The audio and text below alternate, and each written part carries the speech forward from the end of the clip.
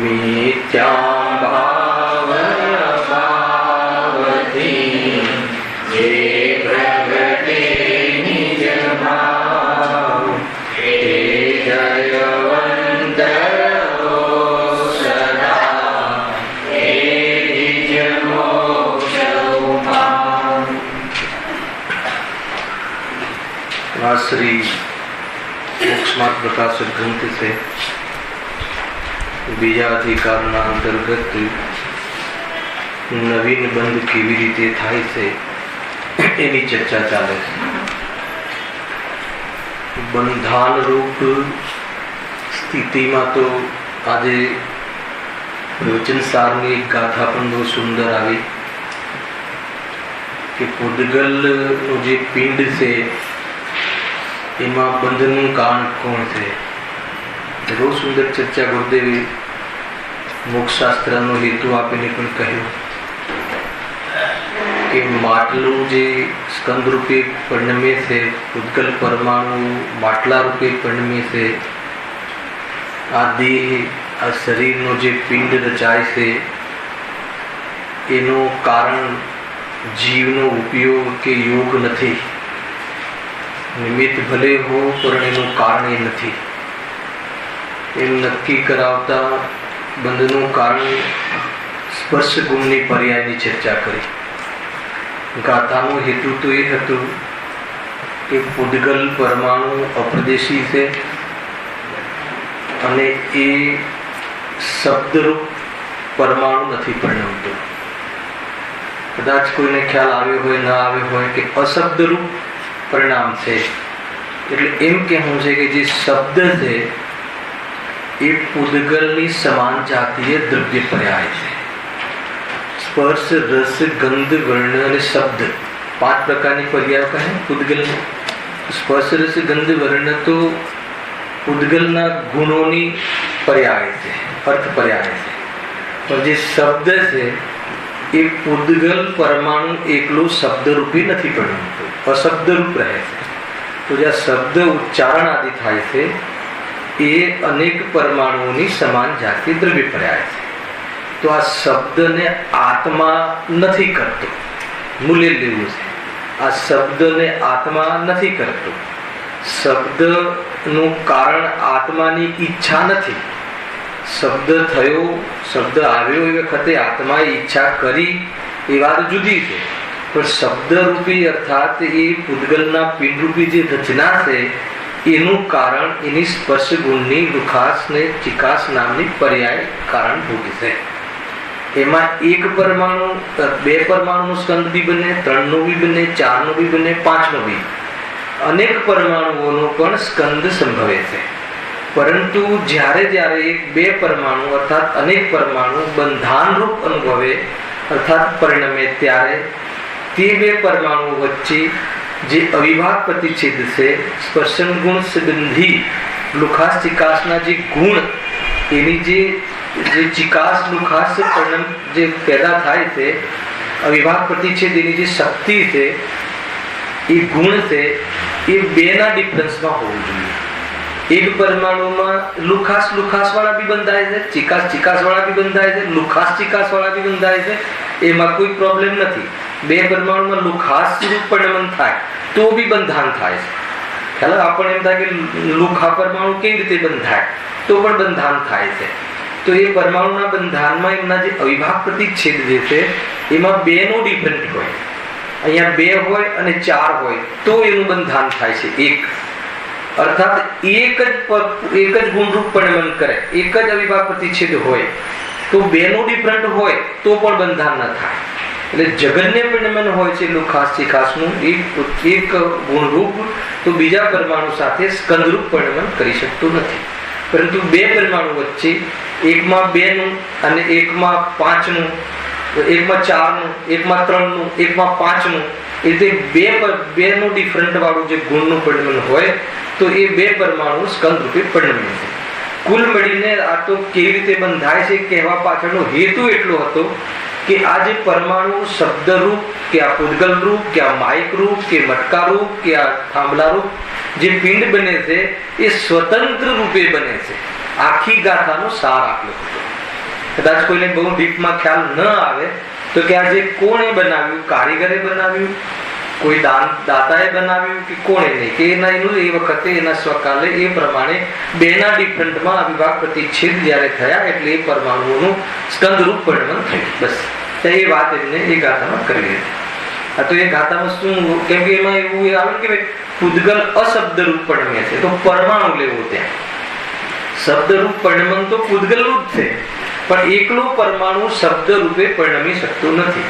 એનો અર્થ એ કહેવો હતો કે શબ્દ એ પૂદગલની કોઈ ગુણની પર્યાય નથી, એ પૂદગલના દ્રવ્યની પર્યાય છે. આપણે ભણી ગયા અને તમારે ચાલી ગયું. અને દ્રવ્ય પર્યાય અને ગુણ પર્યાય, દ્રવ્ય પર્યાય કહો, વ્યંજન પર્યાય કહો, અનેક દ્રવ્યની મળીને પણ એક પર્યાય થાય. તો પૂદગલ મળીને પણ એક પર્યાય થાય છે ત્યારે એ શબ્દરૂપ પરિણમન કરે છે. ત્યાં એ રીતની વાત હતી. હવે અહીંયા આપણે જે વાત ચાલે છે કે નવીન બંધ કેવી રીતે થાય છે, વાત તો બધી બંધની ચાલે છે અને અબંધ સ્વભાવની દ્રષ્ટિ કરાવવા માટે ચાલે છે. ત્યાં કેવી રીતે બંધની, ત્યાં આપણે વાત કોની કરી, હમણાં પ્રવચન સંઘના માધ્યમથી અશોકભાઈ બંધની ચર્ચા કરી. શું કામ કરી? અબંધની દ્રષ્ટિ કરાવો, એમાંથી કાઢીને બતાવો કે અબંધની દ્રષ્ટિ કઈ રીતે. તમે જો મૂળ તો આ શીખવું છે દિલીપભાઈ, એ વાત તો તમે બંધન નહીં બતાય કે પૂદગલ પિંડ કેવી રીતે બંધાય છે. અરે એ બંધાય છે એમાં અબંધની દ્રષ્ટિ કરાય. કેવી રીતે? કે હું બંધાતો હતો મોહથી કે મેં આ કર્યું, એ બંધનનો અભાવ થઈ જાય. આત્માએ નથી કર્યું, આત્માએ જાણ્યું દેખ્યું છે, તો એની સાથે જે બંધનનો રિશ્તો હતો એ બંધનનો રિશ્તો ખતમ થઈ ગયો ને. મેં મકાન બનાવ્યું, મેં શરીર બનાવ્યું, મેં આ કર્યું, તો એ જે આપણી સાથે બંધન, અરે એ પૂદગલની રચના થવા માટે, એ પિંડની રચના થવા માટે, એ આકારની રચના થવા માટે એ પદાર્થ સ્વતંત્ર છે, એના ગુણ પર્યાયને એ પહોંચે છે. એમાં તે શું કર્યું?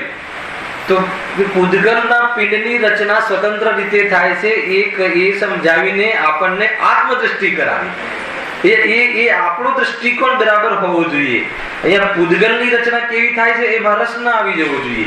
પૂદગલની રચના હું નથી કરતો. હવે પૂદગલ તમારે સમજમાં ના આવતું હોય તો રોટલી હું નથી બનાવતો, મકાન હું નથી બનાવતો, શરીરને હું સંભાળી શકતો નથી, શરીરનું પાક પતલા થવું, જાડા થવું, મેન્ટેન થવું, એની જે સ્પર્શ ગુણની પર્યાયના કારણે એ પ્રમાણે પરિણમન કરે છે. એટલે એના પ્રત્યે જે અહંકાર હતો, કોઈ બી શાસ્ત્રમાં ભેદ જ્ઞાન, એનાથી મારું કોઈ સ્વરૂપ સચવાતું નથી ને એનું સ્વરૂપ મારાથી સચવાતું નથી, એવું વસ્તુ સ્વરૂપ સ્વતંત્ર છે. જીવ નિરાલો થઈ જાય અને જીવ ભેદની દ્રષ્ટિ કરી લે. કુલ મળીને કોઈ બી ગાથા બતાવી હોય એની પાછળ આ તમને એમ લાગે કે પૂદગલ પિંડની રચના બતાવી ગુરુદેવ, એ નથી બતાવી. એમ એક શબ્દ 3-4 વાર બોલ્યા, સ્વતંત્ર કરે છે. સ્વતંત્ર કરે છે એટલે તું તો ખોટો અહંકાર કરે છે, એ વાત લેવી છે. આમ આવો જરા, અને એ બાજુ નહીં કઈ કેવી રચના થાય છે ને આમ થાય છે ને કેવી રીતે થતું હશે ને, એટલું જ સમજવું છે કે તું નથી કરતો. અહંકાર છોડી દે, અભિમાન છોડી દે, 12મા અધિકાર જડતા ને બેઠું છોડી દે. એટલે કુલ મળીને ખ્યાલ આવી તો આ બાજુથી સોચવાનું છે. વાત તો પૂદગલ પિંડ નહીં કરી, પણ ત્યાં તો તકલીફ છે ને. આપણે તો આ મેં બનાવ્યું, હું સુંદર બનાવું છું, આ રચના મેં કરી, મેં કેટલું સુંદર કપડું સીવ્યું છે, મેં કેટલું સુંદર આ બનાવ્યું છે, વ્યંજનો બનાવ્યા છે, તો કે અહંકાર કરે છે. તો એના પૂદગલ પરમાણુની એની સ્પર્શ ગુણની જે સ્કંદ બનવાની જે ક્ષમતા અને જે કાર્ય છે એ કાર્યનો કરતા તુંડની જાય. ખ્યાલ તો કહે છે કે એનું નામ જ મિથ્યાત્વ છે, મોહ છે. કુલ મળીને મોહ તોડવાની વાત. તમને એમ લાગે કે તો પૂદગલની વાત કરી, પૂદગલની વાત નથી કરી, પૂદગલથી જુદા જીવની વાત કરી છે. એટલે એ ગાથાઓને જે સાંભળવાનો જે દ્રષ્ટિકોણ છે સ્વાધ્યાયનો, એ દ્રષ્ટિકોણ આપણો આ રીતનો હોવો જોઈએ. હવે અહીંયા પણ નવીન બંધ કેવી રીતે થાય એની ચર્ચામાં બહુ નિમિત્ત પ્રધાન કથન પણ અહીંયા ઘણા આવ્યા. એની અંદર એ કન્ક્લુઝન પર આવી ગયા કે જ્ઞાનાવરણીય, દર્શનાવરણીય અને અંતરાય કર્મ, એનાથી ઉપજતા જીવના ભાવો બંધનું કારણ નથી. એટલે આવ્યા હતા ને આપણે, એ વાત તો થઈ ગઈ હતી. જો ક્યાં છે? પેજ નંબર 29 પર છે ને. હા, વળી એ કર્મના ઉદયથી, હા, વળી એ સ્વભાવ વળી નવીન કર્મનો બંધ થતો. હા, કારણ કે માટે જ્ઞાનાવરણ, દર્શનાવરણ અને અંતરાયના નિમિત્તથી ઉપજેલા ભાવો નવીન કર્મબંધના કારણરૂપ નથી. અને એ વસ્તુ આપણે નિષ્કર્ષ પર આવ્યા હતા કે નવીન બંધ અર્થાત તો નવું દુઃખ થાય છે, નવા નવા દુઃખનું કારણ બને છે, એ જ્ઞાનાવરણીય દર્શનાવરણીય ને અંતરાય કર્મના નું એ નિમિત્ત કારણ બનતા નથી. અર્થાત એનાથી જે જીવના ભાવો થાય છે એ નવા બંધમાં નિમિત્ત બનતા નથી. જ્ઞાનાવરણીય દર્શનાવરણીય અંતરાયથી કયા ભાવો થાય છે? એના ઉદયથી ઔદયિક અજ્ઞાન થાય છે. જ્ઞાનાવરણીય દર્શનાવરણીય અંતરાય કર્મના ઉદયથી ઔદયિક અજ્ઞાન, અર્થાત તો સ્વભાવની વ્યક્તતા થતી નથી. કયા સ્વભાવની? જાણવા દેખવા વાળા સ્વભાવની વ્યક્તતા થતી નથી. હવે જે વ્યક્ત જ નથી એ નવા બંધનું કારણ કઈ રીતે હોઈ શકે? ખ્યાલ આવી ગયો? હવે બીજું સ્વરૂપ એ કર્મોનું, એ ત્રણ કર્મોનું ક્ષયક્ષમ, જ્ઞાનાવરણીય દર્શનાવરણીય અંતરાય કર્મોનો ક્ષયક્ષમ થયો તો ત્યાં સ્વભાવની વ્યક્તતા થઈ. અને એ સ્વભાવ તો ખરેખર જોવા જઈએ તો સ્વભાવવાનનો અંશ છે. એ જે જ્ઞાન દર્શનનો ઉઘાડ થયો એ તો ત્રિકાલ કેવલ જ્ઞાન શક્તિનો અંશ છે. અને જે સ્વભાવ જે વ્યક્ત થાય છે એ જો સ્વભાવ જ બંધનું કારણ હોય તો પછી અબંધનું કારણ કોણ થશે? એટલા માટે જ્ઞાનાવરણીય દર્શનાવરણીય અને અંતરાય કર્મથી થતા ભાવો ઉદયથી અર્થાત ક્ષયક્ષમથી બંને સમજી લો, એ બંને રીતે થતા ભાવો નવા બંધનું સંશ્લેષતાનું કારણ નથી. આ નક્કી કરી આવે તો પછી બંધનું કારણ કોણ છે? એમાં બે ચાર બિંદુ જોયા હતા. તો એ પ્રમાણે જે સ્થિતિ બને છે, ઓછા જ્ઞાનની સ્થિતિ બને છે, એ દુઃખના કારણની સ્થિતિ તો થઈ, પરંતુ દુઃખ તો મોહ હોય તો જ થાય છે. જ્ઞાન ઓછું થવું એ દુઃખનું કારણ નથી. ઓછા જ્ઞાનના કાલમાં મોહ ઉત્પન્ન થઈ જાય તો પછી હું આટલો જ્ઞાન વાળો, મને બહુ ઓછું છે, મને યાદ નથી થતું, હું તો હીન છું, એ રીતે નવો સંશ્લેષ પરિણામ કરી અને નવીન બંધનું કારણ બને છે. પરંતુ ઓછું જ્ઞાન હોવું અર્થાત બહારમાં કોઈ ઈચ્છાને અનુકૂળ કાર્ય ન થવું, ખાવાની ઈચ્છા થઈને ભોજનનો ન મળવું અંતરાય કર્મના ઉદયમાં, તો એનાથી જીવ દુઃખી થતો નથી. એ તો દુઃખી થવા માટેની સિચ્યુએશન બનાવી, પરંતુ દુઃખી થવું કે ના થવું એ મોહના હાથમાં છે. ભોજન ન મળે, મુનિરાજને ભોજન ન મળે એવું બને કે ના બને? બન્યું છે કે નથી બન્યું? આદિનાથ મુનિરાજને 6 મહિના ભોજન ન મળ્યું તો ભોજન અંતરાય કર્મના ઉદયમાં એવી જાતિની સ્થિતિ થઈ કે ન થઈ? તો આદિનાથ મુનિરાજ દુઃખી થયા કે ન થયા? કેમ ન થયા? કેમ કે એમને મોહનો ઉદય નતો. ખ્યાલ આવ્યો કે નહીં? ભોજનથી હું ટકું છું એવો મોહ તો હતો જ નહીં, અને ભોજનનો એવો રાગ નતો કે જે સંસાર અવસ્થામાં ગ્રસ્ત જીવોને હોય. ખ્યાલ આવ્યો? હવે આપણને એની જગ્યાએ આપણને મૂકો, હવે આપણને ભોજન ન મળે, અનુકૂળ ભોજન ન મળે તો શું થાય? આ ભોજન ન મળવું એ કયા કર્મનું કાર્ય છે? નિમિત્ત તરીકે અંતરાય. આપણને પણ એવો ભોજન અંતરાય કર્મનો ઉદય આવ્યો કે ભોજનની વ્યવસ્થા બહારમાં ન થઈ. હવે ભોજનની વ્યવસ્થા ન થઈ તો દુઃખી ક્યાં કોના કારણે થશું? આપણે મોહ છે અને ભોજન વગર તો કેવી રીતે પ્રવચનમાં બેસીશું? બરાબર વ્યવસ્થા નથી. 2 ટાઈમ પેટ ભરીને જમવાનું આપે તો શિબિરમાં ટકીને બેસાય, એને બધું ચાલુ થઈ જાય છે કે નહીં? તો એ મોહ છે એટલે દુઃખી થયા. પછી મોહની લંબાઈ જેટલી તમારી તાકાત હોય, છેક મેનેજમેન્ટ થી લઈને છેક દાતા સુધી ને પછી શું એ બધું એ જાણે, એ આખું એનું એ ઇતિહાસ ખુલે છે કે તો કે મોહ હોય તો જીવ દુઃખી થાય છે. એટલે કન્ક્લુઝન એ આવ્યું, નિષ્કર્ષ એ આવ્યો કે જીવને દર્શનાવરણીય, જ્ઞાનાવરણીય અને અંતરાય કર્મ નવીન બંધના કારણ નથી. કયા? એના નિમિત્તથી એ ભાવો થાય છે જીવમાં, એ ભાવ નવીન બંધના અર્થાત તો દુઃખના કારણ નથી. તો નવીન બંધ અર્થાત દુઃખનું બંધ કહો કે દુઃખ કહો, હું હવે ન બોલું તો બી તમારે સમજી લેવાનું. બંધ એટલે દુઃખની વાત ચાલે છે.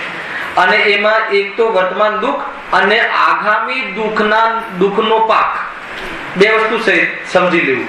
વર્તમાનમાં બંધન અર્થાત વર્તમાનમાં કર્મના ઉદયમાં એવી ઈચ્છા કરવી કે આ મારા રૂપે પરિણમી જાય એવો મોહ, એ તો દુઃખનું કારણ છે. અને એનાથી જે કર્મ બંધાય એ ભવિષ્યમાં પણ દુઃખમાં નિમિત્ત બનવાની અર્થાત તો સામગ્રી તૈયાર કર્યા જીવે.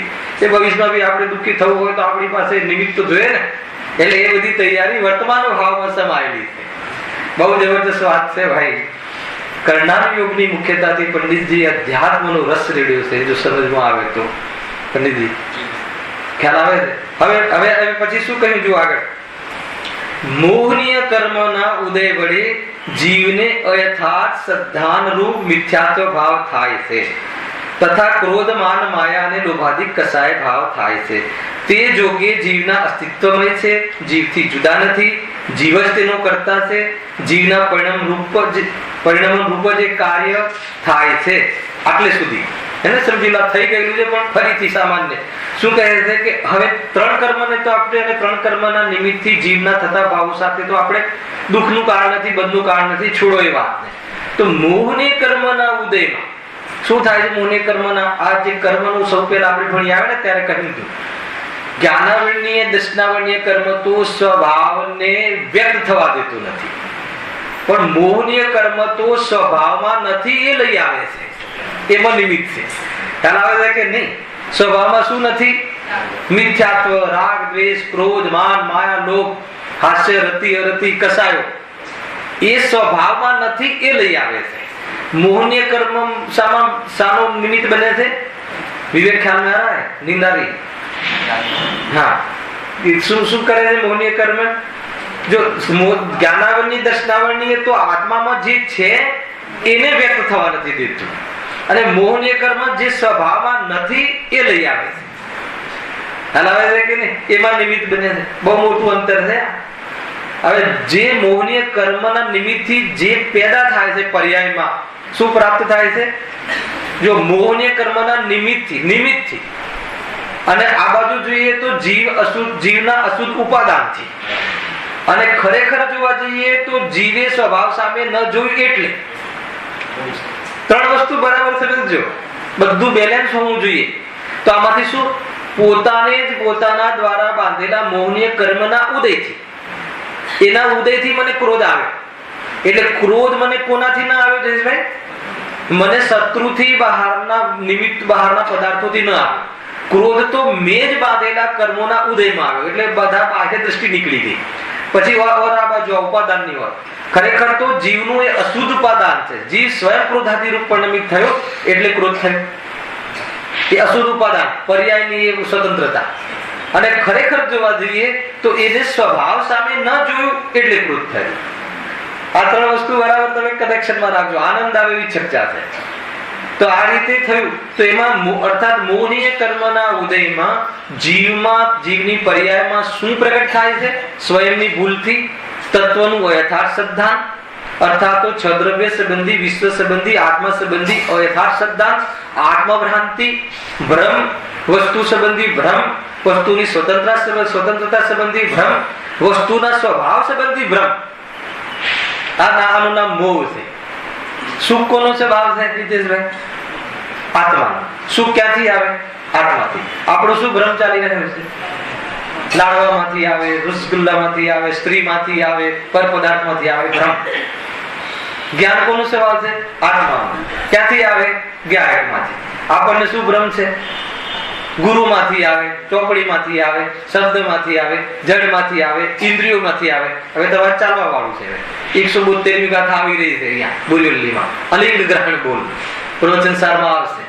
આત્મા ઇન્દ્રિયોથી જાણતો નથી એટલે આત્માનું લિંગ ઇન્દ્રિય નથી. આત્મા ઇન્દ્રિયથી જણાતો નથી એટલે ઇન્દ્રિય આત્માનું લિંગ નથી. બહુ જબરજસ્ત છે જે વિશ બોલ આવે છે ને. હવે અલિંગ ગ્રહણ આત્માનું લક્ષણ નક્કી કરાવશે. જબરદસ્ત ચર્ચા છે એની અંદર. તો અહીંયા શું કહે છે કે જે અયથાર્થ શ્રદ્ધા આ કોના કારણે થયું? મોહનીય કર્મના કારણે. બરાબર છે? મોહનીય કર્મના નિમિત્તમાં ઉદયમાં જીવ સ્વયં સ્વભાવનું લક્ષ છોડી અને પરપદાર્થ સંબંધી લક્ષ કરી અને એ ઈષ્ટ એ અનિષ્ટ, આ રાખવા જેવો, આ છોડવા જેવો એવો રાગ દ્વેષ નિરંતર અનાદિથી જીવ કરતો આવે છે. આ જીવનો ભૂતકાળ છે. ખ્યાલ આવે કે નહીં? તો એ પરિણામ અહીંયા એ બતાવવું છે કે અહીંયા સૌથી વાત એ બતાવી જો કેટલી વાત બતાવે છે, પછી એમને શું કહેવું છે પંડિતજી કહે છે. કેટલી વાત બતાવી છે જુઓ. મોહનીય કર્મના ઉદય વડે જીવને અયથાર્થ સદ્ધાન રૂપ મિથ્યાત્વ ભાવ થાય છે. બરાબર છે? મિથ્યાત્વ ભાવ એટલે શું? ખોટો અભિપ્રાય, ખોટું દર્શન, વસ્તુ સંબંધી ભ્રમણા. જીવ તો ચેતન છે પણ જળને જીવ માનવો અર્થાત તો જીવ સ્વયં પોતાના સુખ દુઃખનો કરતા છે, પણ પરને સુખ દુઃખનો કરતા માનવો એ છે ભ્રમ, મિથ્યાત્વ, મોહ. એને લઈને પર પદાર્થો પ્રત્યે રાગ દ્વેષ કરવો એ બધું ક્રોધ માન માયા લોભ આ લિસ્ટ છે જીવનું. અને ક્રોધમાન માયા લોભ એ રૂપની પ્રવૃત્તિ કરવા માટે અર્થાત એ કસાયોમાં સહિત જીવ 5 પાપની પ્રવૃત્તિ કરે છે. ખ્યાલ આવ્યો? શરીર આદિ, દેહ આદિ, ધન આદિ વિષય સમજો કે ના રીતે સમજો. એ બધા વિષયો કોના વિષયો ભરતભાઈ? 5 ઇન્દ્રિયના જ્ઞાનના વિષય. જ્ઞાનના 5 ઇન્દ્રિયમાં ઝલકે છે. હવે એ વિષયો એ સંબંધી અને આત્મા જ્ઞાન એ વચ્ચે વેદ જ્ઞાન ખ્યાલ ન હોવાના કારણે એની સાથે લિંક કરે છે. એ લિંકનું નામ મોહ, મિથ્યાત્વ, ભ્રમ. અને એના કારણે એ પદાર્થોનું લક્ષ્ય કરીને કસાય કરે છે, રાગ દ્વેષ કરે છે. હવે રાગ દ્વેષની પૂર્તિ શાનાથી કરે? રાગ દ્વેષની પ્રવૃત્તિ શાનાથી કરે? તો કે હિંસા, જૂઠ, ચોરી, કુશીલ આદિ 5 પાપની પ્રવૃત્તિથી કરે છે. ખ્યાલ આવે કે નહીં? તમારો રાગ કઈ રીતે પોષે? ક્રોધ કઈ રીતે પોષવો? કોઈની હિંસા કરીને. ખ્યાલ આવે કે નહીં? રાગ કઈ રીતે પોષવો? ખ્યાલ આવે? તો એ રીતે એ ધન કમાવાના લોભથી. તો એ રાગ આદિની પ્રવૃત્તિ 5 પાપમાં જોવા મળે. 5 પાપ કસાય જીવની પ્રવૃત્તિ છે. કઈ રીતે પૂર્તિ કરે ક્રોધમાન માયા લોભની? અને માયાચારી અંદરમાં બરાબર આવે એકદમ માથે ચડી જાય તો બહારમાં ખોટી ચતુરાઈથી પદાર્થની સિદ્ધિ કરવાની પ્રવૃત્તિ કરે. જૂઠું બોલીને કોઈને મતલબ કે એ પ્રમાણે માયાચારી કરીને એ બધી પ્રવૃત્તિ પછી કરે. તો આ જે કસાયની પ્રવૃત્તિ કયા દ્વારા કરે? તો 5 પાપ દ્વારા કરે. બસ આ રીતે જીવ કરે.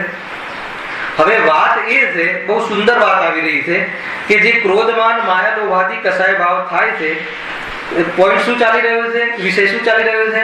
નવીન બંધનું કારણ શું? નવીન બંધના કાળમાં 3 કર્મથી તો નિપટી આવ્યા કે નથી. હવે મોહનીય કર્મના ઉદયમાં જીવમાં કયો ભાવ થાય છે? અયથાર્થ શ્રદ્ધા તથા ક્રોધમાન માયા લોભ. આ બધી કસાય. બધાને એક શબ્દમાં કહેવું હોય તો કસાયો. કેમ? કે આત્માને કસે છે, દુઃખ દે છે. એ આ પરિણામ એટલો ખ્યાલ આવી ગયો. હવે આના કારણે જીવ દુઃખી થાય છે. એના કારણે જીવનો નવીન કર્મનો બંધ થાય છે. સિદ્ધ તો એ કરવું છે. એના વચ્ચે કેટલી બધી વાત કહી. જો તે જો કે જીવના અસ્તિત્વમય છે. જીવના અસ્તિત્વમય એટલે શું?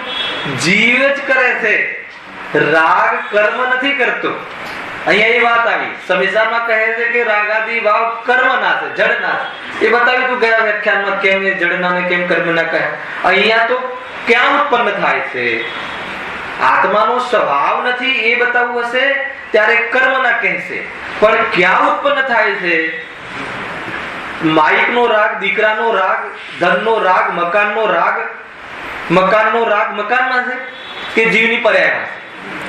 તો જીવની પર્યાયમાં ઉત્પન્ન થાય છે. જીવના અસ્તિત્વમાં છે. લાસ્ટ ટાઈમ પણ કહ્યું હતું કે રાગ વગરનો આત્મા હોઈ શકે છે, પણ રાગ આત્મા વગર ક્યારે હોઈ શકતું નથી. યાદ છે કે નહીં? રાગ વગરનો આત્મા તો સિદ્ધો ને અર્હંતોનો હોઈ શકે છે, પણ રાગ આત્મા વગર ક્યારે હોઈ શકતું નથી. એટલે આત્માના અસ્તિત્વમાં છે, આત્માની પર્યાયમાં છે, આત્માના પ્રદેશોમાં છે. એટલો ખ્યાલ આવ્યો? હવે શું કહે છે? જીવથી જુદો નથી. ગજબ છે. જીવથી વિજ્ઞાન કરાવવું છે ને? જીવથી જુદો નથી કહીને પણ જીવથી વિજ્ઞાન કરાવવું છે. કઈ રીતે? આ કોઈ પૂદગલ નથી પરિણમ્યો, આ તું જ પરિણમ્યો છે કે જે તારો સ્વભાવ નથી. તો વેદજ્ઞાન કરાવ્યું કે અભેદ કરાવ્યું? સમજો કથન શું કહેવું છે? કથન શું બોલાય છે રાજેશભાઈ? કે જીવથી જુદો નથી. આ ગુરુદેવ તો રાગ જીવથી જુદો છે એનાથી સ્ટાર્ટ કરે છે. તો અહીંયા તો પંડિતજી એમ કહે છે બંને જ્ઞાની છે. ગુરુદેવ બી જ્ઞાની છે, પંડિત ટોડરમલજી બી જ્ઞાની છે. તો બંનેના વ્યૂ જુદા છે? એક જ વ્યૂ છે. જ્યાં ગુરુદેવ કહે છે કે રાગ અને જ્ઞાન જુદા છે એટલે કે સ્વભાવ નથી એમ કહેવું છે, અને અહીંયા એમ કહેવું છે કે જીવ જ પરિણમે છે, બીજો નથી પરિણમાવતો, પણ એ સ્વભાવ નથી. એટલે તું દૂર કરી શકે છે, બીજાની રાહ નથી જોવાનું. બરાબર આનું વિધમ સમજજો. બહુ સુંદર ચર્ચા છે. જીવથી જુદા નથી, એક જીવ જ તેનો કરતા છે. એ જીવ કરતા છે એમાં જ્ઞાની લેવો કે અજ્ઞાની લેવો? રાગ રૂપે જે કોઈ પરિણમે છે જ્ઞાની અજ્ઞાની એનો કરતા સ્વયં જ છે. જ્ઞાની એમ માને છે કે હું જ રાગ રૂપે પરિણમ્યો છું, મેં રાગ ને કર્યો છે, મને દીકરાએ નથી કરાવ્યો, મને જ્ઞાનાવરણીય કર્મે નથી કરાવ્યો, મોહની કર્મે નથી કરાવ્યો. એના કર્મના ઉદયમાં સામગ્રીનું લક્ષ્ય કરી સ્વભાવનું લક્ષ્ય છોડી અને હું પરિણમ્યો છું એ મારો દોષ છે.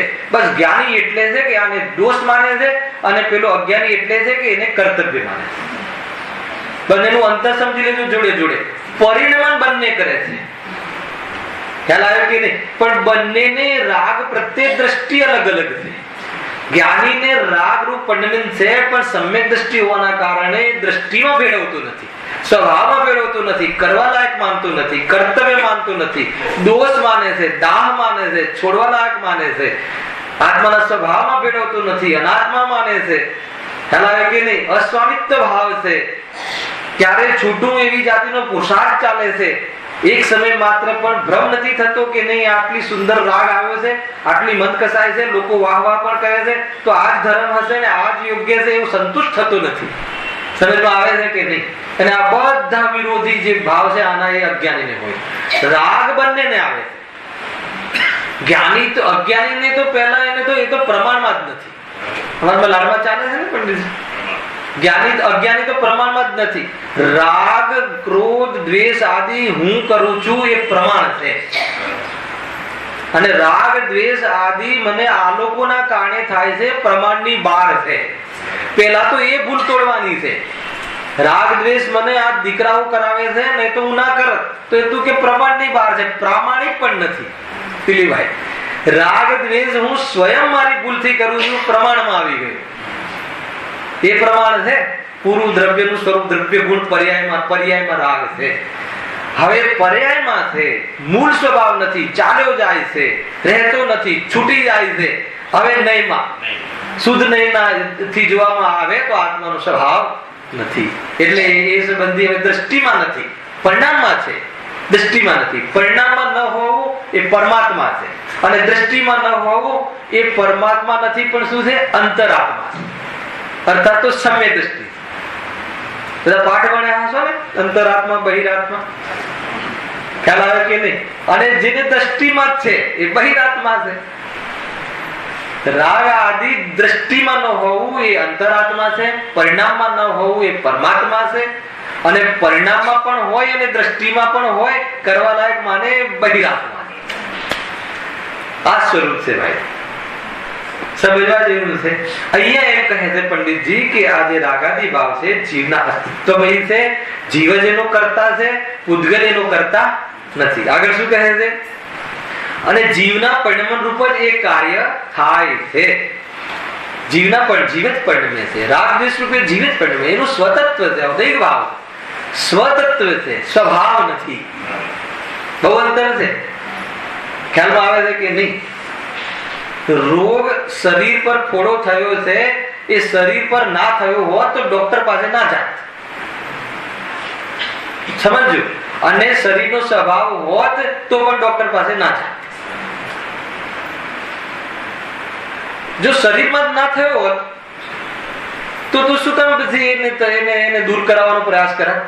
એટલે શરીરમાં થયો છે ફોડો, શરીરની વિકૃતિ છે, પણ જો એ શરીર માટે સુંદરતા હોત, શોભનીય હોત, તો તું શું કામ દૂર કરાવત? એટલે શરીરમાં ઉત્પન્ન થયો છે પણ શરીરનો સ્વભાવ નથી, શરીરની વિકૃતિ છે. એમ રાગાદી ભાવ આત્મામાં જ ઉત્પન્ન ના થયો હોત તો શુદ્ધોપયોગ ને સ્વપનનું ભેદ વિજ્ઞાન ને શું કામ બધું કરત? જો આત્માની પર્યાયમાં જ ના હોત તો. સમજવા આવે છે? અને જો સ્વભાવ હોત તો શું કામ દૂર કરત? ખ્યાલ આવે કે નહીં? એટલા માટે આ એક કન્સેપ્ટ ચાલે છે કે આત્માની પર્યાયમાં ઉત્પન્ન થાય છે, આત્માનો એ વિભાવ છે, સ્વયં રીતે પરિણમન થાય છે. હવે શું કહે? બહુ સરસ વાત કરે છે. તો પણ હવે જુઓ, તો પણ એનું હોવું, પર્યાયમાં એનું જોવું, એનું મળવું, થવું મોહ કર્મના નિમિત્તથી જ છે. જ લખ્યો નિમિત્તથી જ છે. સમ્યક એકાંતનું કથન છે. નિમિત્તથી છે એમ કેવું છે કે મોહનીય નિમિત્ત છે, દર્શનાવરણીય નિમિત્ત નથી, જ્ઞાનાવરણીય નિમિત્ત નથી. અર્થાત બહારના દીકરા દીકરી શત્રુ મિત્ર આદિ નિમિત્ત નથી. નિમિત્ત તરીકે તારે લેવું હોય તો મોહનીય નિમિત્ત છે. આ જનો આ અર્થ થાય છે. જનોથી નથી લેવો કે નિમિત્તથી થાય છે. જનોથી લેવો છે કે આ નિમિત્ત હોય છે. તમે આ ભાષા સમજજો ને તો કઈ ખ્યાલ નહીં આવે. ખ્યાલ આવે કે નહીં? નિમિત્તથી જ આ મોહ કર્મના નિમિત્તથી જ છે. હવે જુઓ, પણ કર્મ નિમિત્ત દૂર થતા તેનો અભાવ જ થાય છે. શું કહે છે? કર્મ નિમિત્ત ન હોય, જેને મોહનીય કર્મ હોતું નથી, એને મોહ હોતો નથી. એટલા માટે શું કહેવું છે કે એ આત્માનો મૂળ સ્વભાવ નથી, ઔપાધિક સ્વભાવ છે. કર્મના ઉદયમાં જીવ સ્વયં પરલક્ષ કરે ત્યારે મોહ આદિ થાય છે, પણ જ્યાં કર્મ મટી જાય છે અર્થાત જીવ સ્વભાવમાં રહે છે ત્યારે મોહ પેદા થતો નથી. એટલે ઉપાધિ ભાવ છે. જો માટે જીવનો નિજ સ્વભાવ નથી, પણ ઔપાધિક ભાવ છે. કેટલી બધી વાતો કહી. રાગાદી ભાવ જીવની પર્યાયમાં ઉત્પન્ન થાય છે, મોહનીય કર્મના નિમિત્તમાં ઉત્પન્ન થાય છે. મોહનીય કર્મ નિમિત્ત નથી હોતું ત્યારે એ હોતો નથી. એનો અર્થ એ થઈ ગયો કે સ્વભાવ નથી, અર્થાત નિજ સ્વભાવ નથી. છતાં એ બંધ ભાવ, બંધન તો આ ભાવથી થાય. પોઈન્ટ ખ્યાલ આવે? કેટલા બધા પોઈન્ટ થયા રાજેશભાઈ? હે ને? લાડમાં તમે પૂછીએ છીએ ના ખ્યાલ આવે? અહીંયા પણ પૂછી શકીએ છીએ. ખ્યાલ આવે? અને મને એટલું છે કે આગ્રહ નથી. પોતાની ભાષામાં કહી શકો, ન કહી શકો એકાદ સેકન્ડમાં તો હું જવાબ આપી દઉં છું. એટલો લાભ છે. એટલે બહુ આગળ બેસવામાં કોઈ ચિંતા નથી. દર્શન ખ્યાલ આવે કે નહીં? કેટલી વાત કહી કે જે રાગાદી ભાવ થાય છે, મોહનીય કર્મના ઉદયમાં જે રાગાદી ભાવ થાય છે, જીવની પર્યાયમાં થાય છે, બહાર નથી થતા. અને એનું નિમિત્ત મોહનીય કર્મ છે, બીજા કોઈ કર્મ નથી. અને ઔપાધિક ભાવ છે, કેમ કે કર્મ ન રહેતા એ જોવા મળતું નથી. પાણી ગરમ થાય છે અગ્નિના સંપર્કમાં, અને અગ્નિનું નિમિત્તપણું મટી જતા સ્વયં સ્વભાવને પ્રાપ્ત થાય છે. એનો અર્થ એ થઈ ગયો કે જ્યારે અગ્નિના નિમિત્તમાં ઊનું થયું હતું એ એનો મૂળ સ્વભાવ નહોતો. ખ્યાલ આવે કે નહીં? બહુ ગરમ પાણી હોય છે તો કોઈને ભય થાય છે કે ઠંડુ જ નહીં થાય?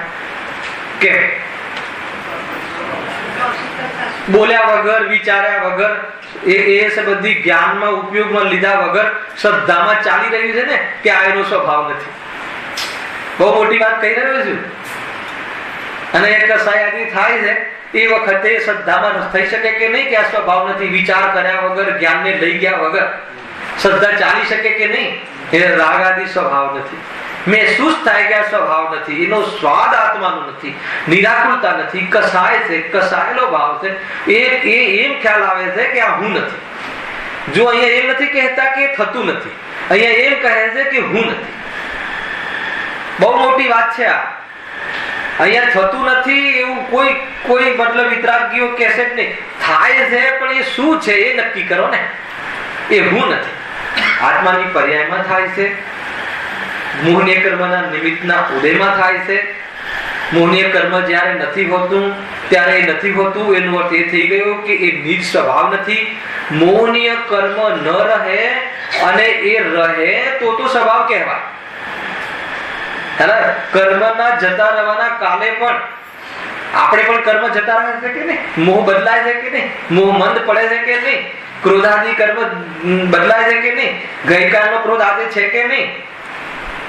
નથી. એનો અર્થ એ થઈ ગયો કે રહેતો નથી, બદલાઈ જાય છે. કર્મ ઉપાધિ વખતે જોવા મળે છે, કર્મના ચાલ્યા જવાના કાળમાં હોતો નથી. એટલે એ નિજ સ્વભાવ નથી. એ પણ કહ્યું. પછી શું કહેજો? એટલે ઔપાધિક ભાવ પણ છે. આટલે સુધી આ કથા કહી કે આ ભાવ મોહનીય કર્મના ઉદયમાં ખરેખર સિદ્ધ શું કરવું છે? તથા એ ભાવો વડે નવીન બંધ થાય છે. આ બધું કહીને શું કહેવું હતું કે નવીન બંધ થાય છે. એટલે શું? નવા કર્મો કઈ રીતે જોડાય છે એ પ્રશ્ન છે ને. તો પહેલા બંધનો ભાવની ઓરથી સમજો.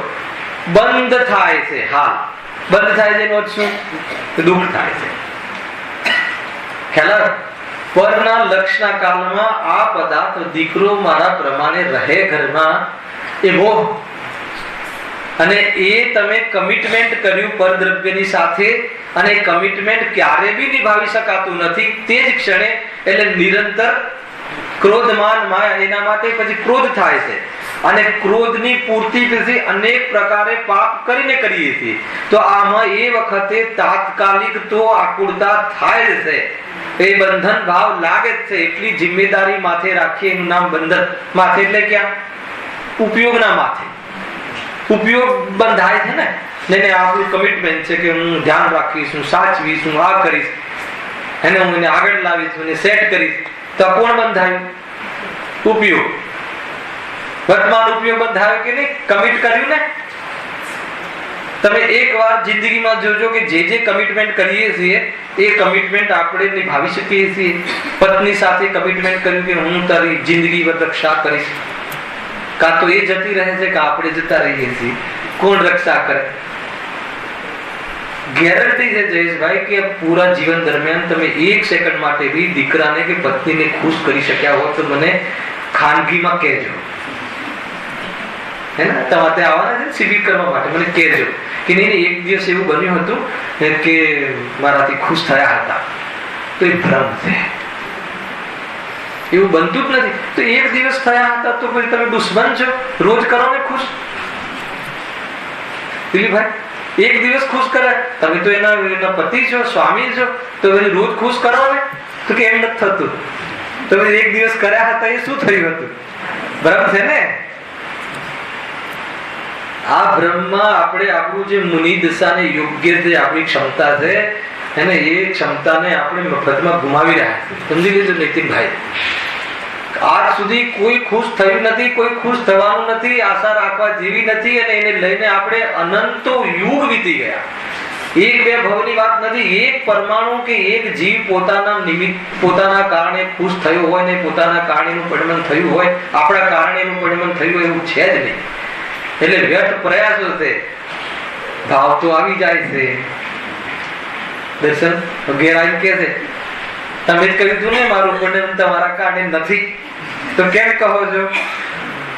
એને કહી શકે એને, એ સાધર્મી છે, યાદ કરાવે છે કે વાત સાચી છે. આ તો મોહની પ્રબલતા છે, વાત તો સાચી છે. ખ્યાલ આવે કે નહીં?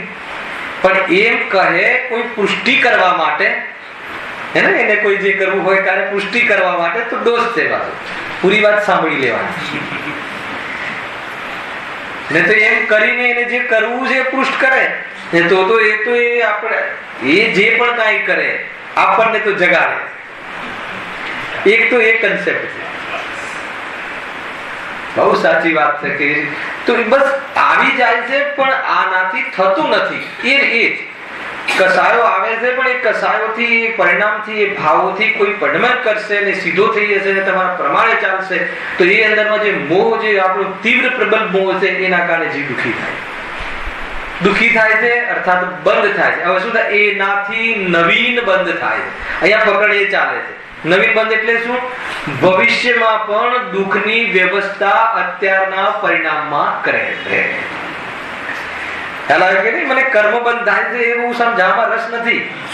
મને એમ સમજાવવામાં રસ છે કે આગળ પણ હું દુઃખી થાવ એની વ્યવસ્થા અત્યારથી નક્કી કરે છે. કેટલી તાકાતથી દુઃખી થઈશ ને કેટલા સાલ દુઃખી થઈશ ને એ બધું અત્યારથી નક્કી કરે છે. આ પરિણામમાં નક્કી થાય છે. તીવ્ર મોહ કેમ? સ્વભાવને જોયો નહીં અને એ મોહમાં રચ્યો અને એમાં એકત્ર બુદ્ધિ કરી કે કરવા લાયક છે, અને એને લઈને નવા કર્મો બાંધ્યા અને બહારની સામગ્રીઓ મળ્યા રાખે છે, અને મોહને લઈને મેન્ટેન કરવા માટે, એની મજદૂરી કરવા માટે, વચમેની કરવા માટે અનંત યુગ વિતાવ્યા. એક સમયના માટે પણ સુકૂન ન મળ્યો, શાંતિ ન મળી. જીવ જે સુખનો પિંડ છે, સુખનું ગોદામ છે. ગજબની વાત છે કે એક ક્ષણ માટે પણ શાંતિનો શ્વાસ ન લીધો. શું રહસ્ય છે? કર્મ કારણ છે કે કર્મના ઉદયમાં સ્વયં જોડાઈને દુઃખી થાય છે. એને એક કથનમાં કેવું હોય તો કર્મને લઈને દુઃખી છે. જયારે બી શાસ્ત્રમાં એમ આવે ને કર્મને લઈને દુઃખી છે એટલે શું? કર્મના ઉદયમાં જોડાય છે અને નવા કર્મને અર્થાત નવા નિમિત્તોની નવી એજન્સીઓ માટે બુકિંગ અત્યારથી કરી દે છે. ખ્યાલ આવે કે નહીં? નવી એજન્સી, નરકની એજન્સી, તિર્યંકની એજન્સી, આ એજન્સી છે આપણે કે નહીં હું આવીશ ને તારા દરમાં ઉત્પન્ન થઈશ કીડી તરીકે અને પછી આના પગની નીચે આવી જઈશ, આ બધું કમિટમેન્ટ કરે છે અત્યારથી. ખ્યાલ આવે છે ને શું કહું છું? હું સાદી ભાષામાં આપણને સ્પષ્ટ ખ્યાલમાં આવે છે કે જ્યાં અહીંયા પાછળ બાથરૂમ જઈએ ત્યારે ઓલી ચૂડવેલો પેદા થઈ જાય છે, ક્યારે પેદા થઈ જાય, ક્યારે શરીર બની જતું હશે, અને બસ તૈયારી જ છે કે હવે કોઈ આવશે ને આને ચકડોળશે, આને કચરી નાખશે. તો એની વાત છે કે એકવાર આપણને ત્યાં મૂકીને જો આપણે પણ આવા ભોગ કર્યા છે. ખ્યાલ આવે છે? ભાઈ સમજવા જેવું છે.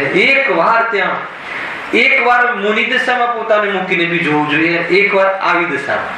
બહુ અભિમાન હોય વર્તમાન કોઈ બહારની સાહેબીનો તો એમાં એકવાર વિચારવું જોઈએ. ખ્યાલ આવે કે નહીં? અને પુરુષાર્થ ઉઠાવવો હોય, સ્વરૂપનો સ્વાદ લેવો હોય તો એકવાર આવી જાતિના બહારના સાયક્લોનમાં, વાવાઝોડામાં, વરસાદમાં, તાપમાં જેનાથી આપણે બચવા પ્રયાસ કરીએ છીએ એની વચ્ચે રહીને મુનિરાજ હેને નગ્ન દિગંબર મુદ્રા, શરીરથી પણ ભિન્ન એક પરમાણુ માત્ર પણ પોતાના સુખ માટે ગરજની કેવી જાતિનું અંદરમાં રસાસ્વાદન કરીને કેવલ જ્ઞાનને પ્રાપ્ત કરવાનો પુરુષાર્થ કરે છે. સમજવા જેવું છે. એકવાર પીછી કમંડલ થી આપણે કેવા શોભીએ, એકવાર સ્વપ્ન જોવા જેવું છે. વિચાર કરજો આજે રાત્રિમાં કે જ્યારે બી હું વીછી કમંડલ કેસલો જ વાળની શણગારના, બહારના શણગારના મને શોખ નહીં, એનાથી સુખ નહીં, બહુ ગંભીરતાથી સમજવા જેવું છે. વિવેક ખ્યાલમાં આવે કે નહીં? વિકાસ દર્શન ખ્યાલમાં આવે છે? ખેસવા જેવું લાગે છે?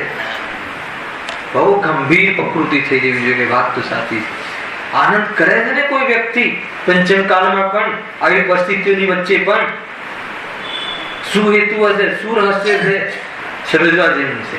એક વખત પોતાને એની જગ્યાએ મૂકીને એની વચ્ચે પોતાના પોતે હું મુનિ દશાથી વિહરી રહ્યો છું, કેવલ જ્ઞાનની તરફ જઈ રહ્યો છું, સિદ્ધોને મળવા જઈ રહ્યો છું. એકવાર દિલીપભાઈ એકવાર પોતાને એ હદથી વિચારવું તો સિદ્ધ સુધીનું વિચારી લેવું ને, સપનું જોવું તો પૂરું હોય. તો એ રીતે પણ બહુ આનંદ આવશે તમને. બહારના સ્થૂલ પાપ તો ત્યાં ને ત્યાં ચૂરા થઈ જશે. તમને ઘીન આવશે કોઈ ખોટા ભાવ જે એકદમ સ્થૂલ પાપ જે આપણને દુનિયામાં લાગે છે એવી કસારો આપણને પણ સંભળાશે તો એ તો ત્યાં ને ત્યાં ભાગી જશે કે નહીં આના ઘરે રહેવા જેવું નથી, આ મને રસ આપતું નથી, કસાય સમજી જશે. આ મને કોઈ મતલબ પૃષ્ઠ કરતો જ નથી, આ જીભ શું કામ અહીંયા પડી રહે? આપણે એને લિફ્ટ આપીએ તો રહે ને. સમજવા જેવું છે ભાઈ, બહુ ઊંચી વાત છે. શું નક્કી કરી આવ્યા? માટે મોહના ઉદયથી ઉત્પન્ન થયેલા ભાવો બંધના કારણરૂપ છે. ભાવ એક જ હોય, ચાહે કોઈ બી ભાવ એક હોય, એનાથી બધા જ કર્મનો બંધ થાય છે. બહુ વિશેષ ચર્ચા લઈશું. હવે 4 પ્રકારના બંધ બી આવવા વાળા છે. કેવી રીતે થાય છે? એક ભાવમાં એવા શું એલિમેન્ટ્સ છે કે સુખ પ્રકૃતિ ને અસુખ પ્રકૃતિ ને બધી એક સાથે બંધાય છે. ભાવ એક, પૂજાનો ભાવ અત્યારે હું તમને સમજાવવાનો ભાવ કરી રહ્યો છું ને. કર્મ 8 બંધાય છે. આયુ બંધાઈ ગયું હોય તો 7 તો નિરંતર બંધાઈ રહ્યા છે. ભાવ એક, પણ એ ભાવમાં પણ કેટલા પરિબળો છે કે બહારના કર્મ બધા બંધાય છે.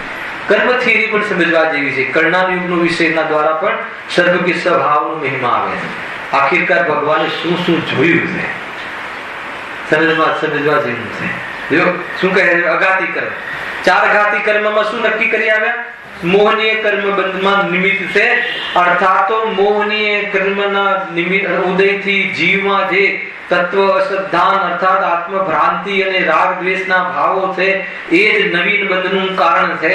અર્થાત તો ભાવ કર્મ કહો, મોહ રાગ દ્વેષ કહો, શ્રદ્ધાની ખોટ કહો, શ્રદ્ધાનું વિપરીત પરિણમન કહો, ચારિત્રનું વિભાવરૂપ પરિણમન કહો, એ જે જીવની પરિણતિમાં ઉત્પન્ન થાય છે. કેમ થાય છે? સ્વભાવમાં ન રહેવાથી, સ્વભાવને ન જોવાથી, સ્વભાવને અનાદર કરવાથી આવા જે ભાવો ઉત્પન્ન થાય છે એ જ નવા કર્મને બાંધવામાં નિમિત્ત ભાવ છે. અર્થાત તો ચારે ગતિઓમાં રખડવાના આ કારણ બને છે આ ભાવ. એ રીતે છે. કાલ લીધું હતું મેલાડીમાં મોહ અને રાગ દ્વેષ હે ને. શ્રદ્ધામાં ખોટ, શ્રદ્ધાનું વિપરીત પરિણમન મોહ મિથ્યાત્વ અને ચારિત્રનો વિપરીત વિભાવ પરિણમન રાગ દ્વેષ, ક્રોધમાન માયા લોભ. બંનેનું એક કાર્ય છે. શું કાર્ય છે ખબર છે? જે મિથ્યાત્વ છે ને એ 4 ગતિની બહાર ન જતો રહે જીવ, એ મેન્ટેન કરે છે. અને ક્રોધમાન માયા લોભ જે શુભ અશુભ ભાવ છે ને એ 4 ગતિની શેર કરાવે છે. ના ખ્યાલ?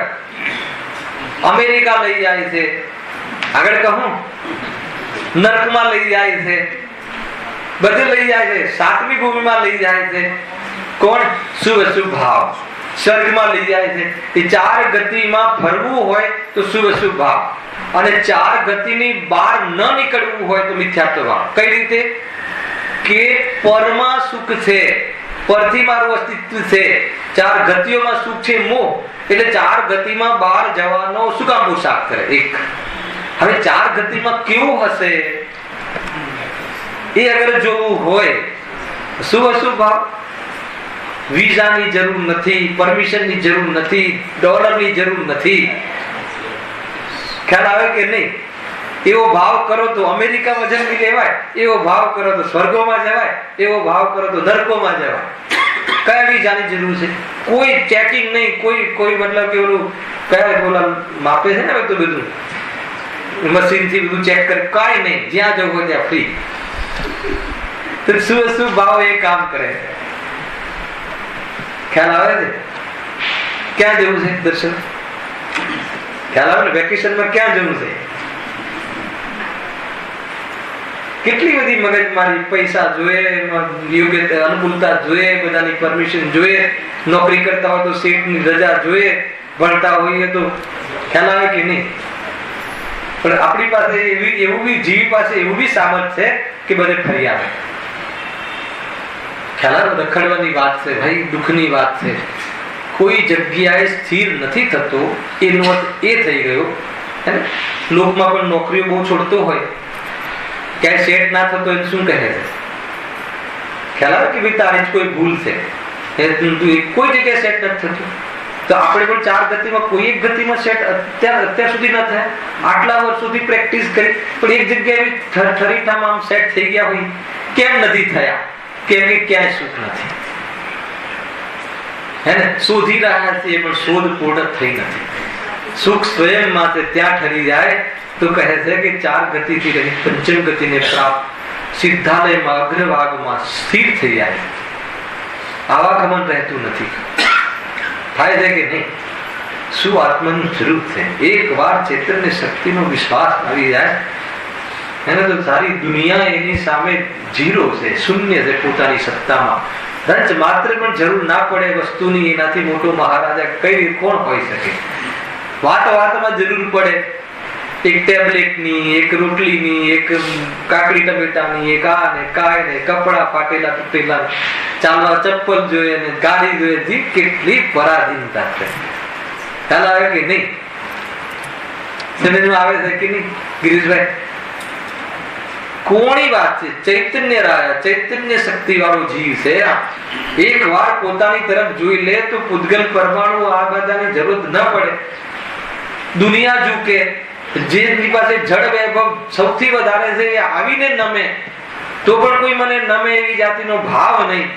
કેવી જાતિની વિતરાગતા ને શું નિરાતનું સ્વરૂપ છે. નમો એ શબ્દ સાંભળો, સમજવા જેવું છે. આપણી આ સૌભાગ્યથી જે જીવીએ છીએ, વાતમાં જરૂર પડે. કેટલી હીનતા છે બહારમાં, કેટલી દરિદ્રતા છે. ખ્યાલ આવે છે કે નહીં? કેવા લોકોના મતલબ કે કેવા લોકોની પાસે જવું પડે છે સામાન્ય કામ માટે, વેપાર આદિના, મંદિર બાંધવા આદિના, મતલબ અર્થાત તો એડમિશન આદિના. કેવા લોકો પાસે જવું? સપ્તવેશની પાસે જવું પડે. કેવી જાતિની દુર્દશા. સમજવા જેવું છે ભાઈ. જો અહીંયા અઘાતી કર્મ, હવે ચાર કર્મ બીજા રહ્યા. હવે અઘાતી કર્મ તો બંધના કાળ ખરા કે નહીં? ચારમાં તો ત્રણ નહીં, એક મોહની નક્કી કરી આવે. અઘાતી કર્મ, અઘાતી કર્મ નું શું રોલ છે જીવની સાથે? શરીર અને એ સિવાય અન્ય સામગ્રીનો સંયોગ કરાવવામાં નિમિત્ત બનવું એ અઘાતી કર્મનો રોલ છે. હવે જે શરીર મળે છે અને શરીરમાં રોગ આદિ થાય છે. તંદુરસ્ત શરીર મળવું, રોગ વાળું મળવું, પેલાથી વાળ વગરનું શરીર મળવું, જે પણ હોય મળે છે ને. અત્યારે તો બધા એવા જન્મે છે જીવ, તો એવું મળવું અર્થાત તો બહુ તંદુરસ્ત મળવું, બહુ સુંદર દેખાવ જે કહે છે દુનિયા એવું મળવું એક. બીજું અર્થાત શરીર સિવાય બીજા પદાર્થોની ધન આદિની બહારમાં સંયોગો આદિની બહારમાં જે એક ક્ષેત્ર અવઘા નથી એવી જાતિના મિત્રો આદિનો સંબંધ થવો, સંયોગ થવો. ઠીક, સંયોગ થવો. તો એ સંયોગ એ મળ્યો હવે એ નવા બંધનું કારણ છે કે નહીં? આપણે તો નવીન બંધનું કારણ રોગ વાળું, કેન્સર વાળું શરીર નવા કર્મના બંધનું કારણ છે કે તંદુરસ્ત શરીર? બે ઓપ્શન છે. એને બહુ રોગ હોય, કોઈ એવો આપણને કોઈ મતલબ કે બહારમાં એવો કોઈ નકામો વ્યક્તિ મળી જાય, એ આપણને બંધનું કારણ છે. એ એવી જાતિ બધા કહે છે ને કે મારું તો નસીબ જ એવું છે, મને બધા એવા જ મળે છે. નસીબ એટલે કર્મનો ઉદય, અઘાતી કર્મ, અને એવા મળે છે. ત્યાં સુધી તકલીફ નથી, જીનાગમ કહે છે. પણ એ બધું નવીન બંધનું કારણ અર્થાત દુઃખનું કારણ છે કે નહીં? અર્થાત બહારની સામગ્રી જે આપણી પાસે છે, જેની પાસે જે પણ કાંઈ છે, એ નવીન બંધનું કારણ છે કે નહીં? અચ્છા, નવીન બંધમાં અર્થાત મોહનીય કર્મમાં સહાયક છે, સમજી લેજો, પણ મોહમાં નિમિત્ત નથી, મોહનું કારણ નથી. અર્થાત દુઃખમાં સહાયક બને એવી સ્થિતિ તો છે, પણ દુઃખી કરી શકતું નથી. આમાં પણ એક નિયમ લાગુ પડે છે. દુઃખી થવું કે ના થવું એ મોહ પાસે છે. મોહ હોય મતલબ કે આપણે આપણો દીકરો છે, એ ફેલ થયો, તો ફેલ થયો એટલે દુઃખી થયા. એક શરીર છે, એમાં રોગ થયો એટલે દુઃખી થયા. દુઃખી કેમ થયા? તમે શું થતો ખરા કે આપણે દુઃખી કેમ થઈએ? શરીર મારું છે એ દુઃખ છે કે શરીરમાં કેન્સર છે એ દુઃખ છે? તમારા શરીરમાં કેન્સર થયું, એવું નહીં બોલો. પેલા તો એમ જ કહી દે, તમારા શ્રીમતી બેઠા હોય શું બોલે છે? પેલા કે જીવ જલ્દી કે મરવાની વાત આવે તો મારા સમ ને તારા સમ ચાલે છે કે નહીં? ઘરમાં મરવાની વાત નહીં કરો. અરે અમે તો તમને વાત કહીએ છીએ કે મરતો જ નથી આત્મા. ખ્યાલ આવે કે નહીં? હવે તમારા શરીરમાં કેન્સર થયું તો હું દુઃખી થઈશ કે નહીં? હું દુઃખી થઈશ કે નહીં? અચ્છા, અને આ શરીરમાં કેન્સર થાય તો હું દુઃખી થઈશ કે નહીં? તો દુઃખ કેન્સરનું છે કે આ શરીર મારું છે એનું દુઃખ છે? સમજ્યું? હવે બસ આ શરીર મારું નથી એમ નક્કી કરી લો તો દુઃખ નથી. કેટલું નજીક છે સુખ, અર્થાત નજીક તો સુખ સ્વયં સુખમય જોવાની જ વાર છે. આ તો લોજિક છે ને, આ કોઈ અંધશ્રદ્ધા તો નથી ને, નાળિયેર ફોડવાની વાત નથી ને. અહીંયા તો આ સીધી વાત છે ને કે તમારા શરીરમાં કેન્સર થાય છે તો બી હું તો ઘરે આવીને ચા પાણી, કદાચ તમારા ઘરે આવીને ચા પાણી કરાવો તો પણ કરી લે. કોઈ દુઃખની વાત તો છે નહીં, સામાન્ય ફોર્માલિટી જે કઈ છે ભાઈ, બરાબર છે કે નહીં? હવે આ શરીરમાં દુઃખ જયારે કેન્સર થાય છે ત્યારે દુઃખી કેમ થવું છું? કેમ કે કેન્સર થી દુઃખી થતો હોત તો આ કેન્સર થી પણ દુઃખી થાય. પણ આ શરીર મારું છે એનું મને દુઃખ છે. ખરેખર છે ને, દીકરો માનતો નથી એનું કોઈને દુઃખ નથી થતું, મારું માનતો નથી એનું દુઃખ પહેલા થાય છે. તમે જોઈ લેજો, એમના મિથ્યા હેલા કે નહીં? બસ એ છે, મારું માનતો નથી. કેમ મારું કયું ના કરે? તો તમારું કહ્યું શું કામ કરે? ભગવાનમાં આવીને વિરોધી શું કામ થાવ છો? ભગવાનમાં આવીનો વિરોધ છે ને, એક દ્રવ્ય બીજા દ્રવ્યનું કાંઈ કરે નહીં, અને તમે એમ કહો કે આ મારું ભગવાન, મારો દીકરો મારું કહ્યું કેમ કરતો નથી? પાછા એ જ ભગવાનની સામે. ગજબ છે દુનિયાની રીત. બરાબર ને અશોકભાઈ? ભગવાનમાં આવીની સામે જ મારો દીકરો મારું કહ્યું કરતો નથી, પ્રભુ એવું કઈ કરો. પાછા પ્રભુને કરતા તે મારું કઈ એ પ્રમાણે કરે કે આ જીવને કોઈ મેળ જ નથી પડતું. દુઃખ એ વાતનું છે કે મારું કહ્યું કરતું નથી. દુઃખ એ વાતનું એ નથી કે આવું કેમ કરે છે. વાત એ છે અંદરમાં એ ઘણી મિથ્યાત્વ છે. એટલે બાહ્ય પદાર્થો કે બાહ્ય સામગ્રી કે બાહ્ય પરિસ્થિતિ, ત્રણ વસ્તુ કહ્યું હલાવ્યો કે નહીં, એ જીવને નવીન બનનું કારણ નથી. હા, ત્યાં એને મોહ હોય એ વખતે મોહની કર્મના ઉદયમાં એના પરિણામ અતત્વ શ્રદ્ધા હોય, એની શ્રદ્ધા ખોટી હોય, એમ કહે કે નહીં આ સામગ્રી કાયમ મારા પાસે આવીને આવી રહે, આ શરીર પરમેનન્ટ રહે, મારા પિતા ક્યારે દુનિયામાંથી ન જાય. ખ્યાલ આવે એમાં શું કીધું નીતિનભાઈ? મારા પિતા ક્યારે મુનિ ના બને એનો અર્થ થઈ ગયો કાયમી મારી સેવાને વચમે નહીં કરે. સીધો અર્થ આ થાય છે. એના હૃદયને ફોરવો તો એને પૂછો કેમ ન જાય? અરે મારા માથેથી છત્ર છાયા હટી જાય તો મારું શું થશે? એને પિતાના જવાની વાત નથી કાંઈ. તમે સમજો શું વાત આવે છે. પોતાની સગવડતામાં તકલીફ આવે એના માટે જીવ ચાહે છે. અરે જગત તો બહુ સ્વાર્થી છે. જગતનું સ્વરૂપ એવું છે. એને ઓલી ગાય ને વાછરડાનું ઉદાહરણ આવ્યું લાસ્ટ ટાઈમ કહ્યું હતું મેં. એને ગાય ને તો વાછરડા પ્રત્યે એવો નિષ્કામ પ્રેમ હોય છે. એને ખબર છે કે અમારી સેવા નથી કરવાનું તો પણ પ્રેમ હોય છે. પણ મનુષ્ય જીવનમાં સ્વાર્થ વગર કોઈ પણ પ્રેમ હોતું નથી. ચાહે પતિ પત્નીનો, ચાહે ભાઈ બહેનનો, ચાહે માતા પિતાનો, ચાહે પાર્ટનરોનો.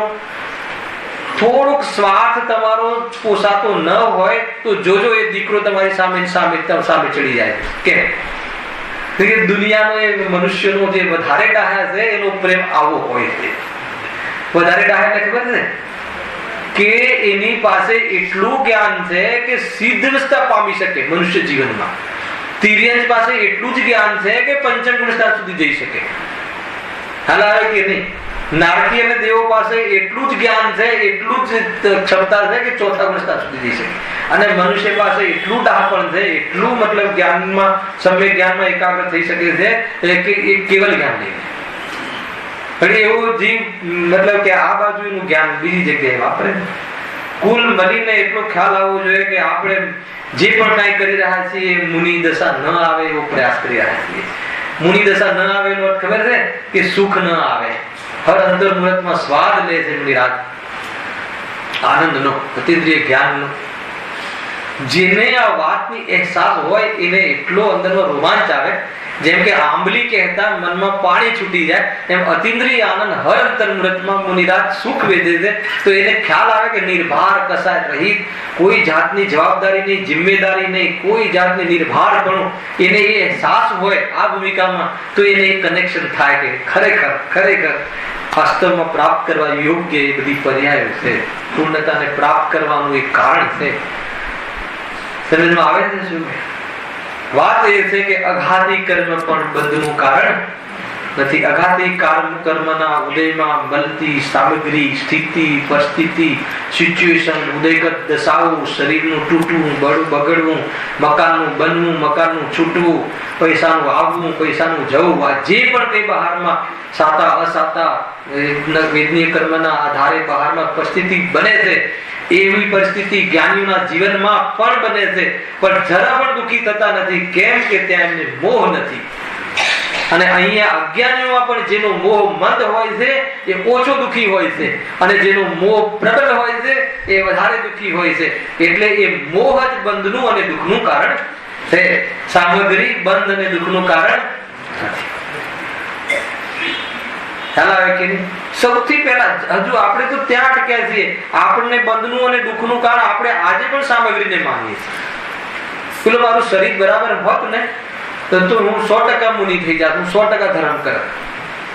પણ ધર્મ કરવા માટે શરીરની જરૂર નથી. ઉપરથી ધર્મ તો શરીર હું નથી એ કહે છે. અને તું કહે છે કે શરીર બરાબર હોય તો હું ધર્મ કરું. એ વાત કેટલી મતલબ વિરોધાભાસ છે દિલીપભાઈ. ખ્યાલ આવે છે? તું એમ કહે છે કે શરીર સાચું હોય, કાન સરખા હોય, આંખ બરાબર હોય તો ભગવાનના દર્શન થાય હું ધર્મ કરું. અહીંયા એ કહે છે કે આંખ અને કાનથી દેખાતું નથી. ખ્યાલ આવે કે નહીં? એનાથી ધર્મ થતો નથી. અહીંયા એ વાત ભણાવવામાં આવે છે. તો કેટલો વિરોધાભાસ છે આપણા ચિંતનમાં ને જ્ઞાનીના ચિંતન. સમજમાં આવે છે કે નહીં? એટલે એટલા બધા આપણને નિર્ભર કરતી દીધા. કેટલી બધી વાતો થઈ. આજે જોઈએ તો જ્ઞાન ઓછું હોય તો પણ આત્મકલ્યાણમાં કાંઈ બગડતું નથી. શરીર નબળું હોય, પગ તૂટેલું હોય, આંખો ઓછી દેખતી હોય, શરીરમાં રોગ હોય, ધન ઓછું હોય, બહારમાં દરિદ્ર હોય, દુનિયા પૂછતી ના હોય, બહારમાં ઇજ્જત ના હોય, અપયશનો ઉદય હોય, તો પણ આત્મદર્શન, સમ્યક દર્શન કરવામાં આ બધી સ્થિતિને આ બધી કાંઈ પણ બાધા નથી. તું એટલો પૂજ્ય બની શકે છે. એકવાર ચૈતન્ય શક્તિની સામે જો સારી કાયનાત, સારી દુનિયાના પદાર્થો તારા પ્રમાણે તને દેખાશે. એટલે શું? જેવા છે એવા દેખાશે. અને ક્યાંય પ્રશ્ન નહીં રહે. સમ્યક જ્ઞાનના આડે દુનિયાની કોઈ વસ્તુ આવતી નથી. તું મહાન ચૈતન્ય પદાર્થ છે. એકવાર પોતાની સામે તો જો. કેવી સરસ વાત. ખ્યાલ આવે છે કે નહીં? કેટલો નિર્ભર થઈ ગયા હિતેશભાઈ. કોઈ અહીંયા બેઠા હોય કે રોટલાના વાંધા હોય, સુખી થવામાં રોટલાના વાંધા હોય, લડતું નથી. સમજો હું શું કહેવું છે? નોકરી મળતી નથી, આત્મકલ્યાણ, અતિંદ્ય સુખ, સર્વજ્ઞ પામ્યા છે એવા સુખ પ્રાપ્ત કરવા માટે નોકરી નથી મળતી, એ સ્થિતિ તને નડતી નથી. ગજબ છે. અરે દુનિયામાં જે પણ કાંઈ છે એના વગર તમે ચાલી શકે એમ છે. એક વાર તું ચૈતન્યની સામે જો. ગજબ છે, શું સ્વરૂપ છે આત્માનું સ્વરૂપ. એ રીતે હવે મૂળ વિષય કાલે ચાલુ થાય છે.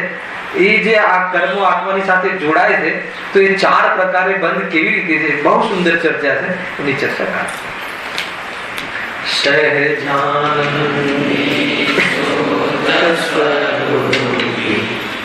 અવિનાશી